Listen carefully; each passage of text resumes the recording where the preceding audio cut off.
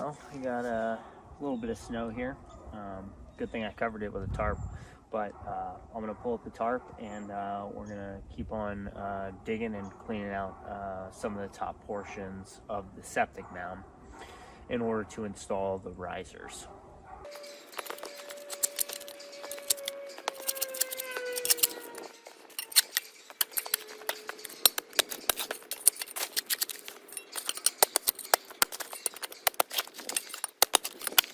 So we're trying to dig out around these to be able to install the risers. I know I'm getting pretty close. So a little bit more. That's pretty dug out.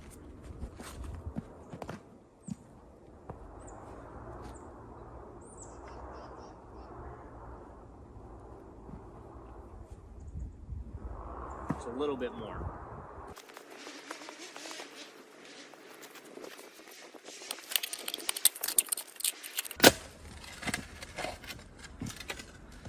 The only benefit to digging frozen ground is sometimes it breaks off in nice chunks. Other than that, there's no benefits to digging in frozen ground.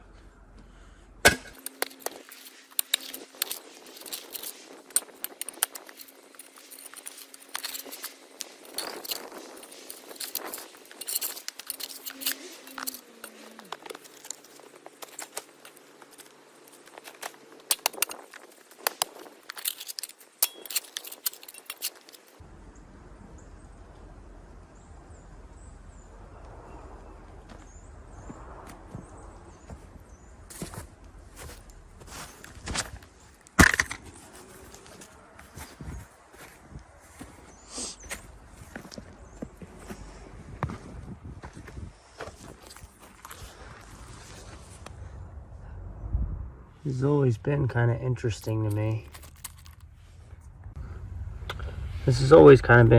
to me. I'm not really sure the process of how this forms, but these little ice crystals that are in the ground, it's pretty interesting. There's a good one. Oops. I wonder if that's like a capillary effect type of thing, or what does that, but it's really pretty.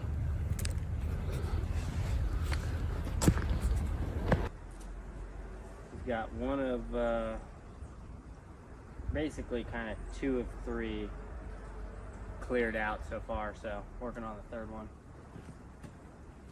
This is the clean out. That's an observation for the first baffle. This is an observation for the 2nd baffle.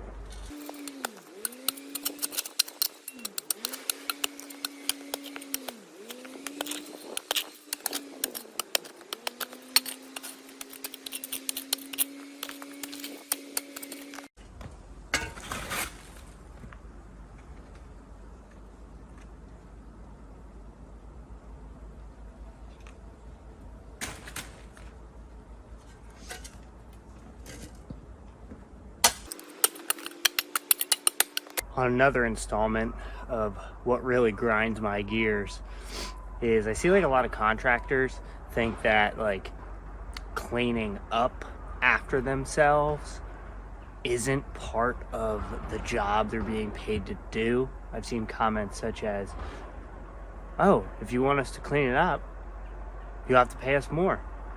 Like, that is the most bizarre thing to me. You're gonna do something well or right, clean up after yourself at the end.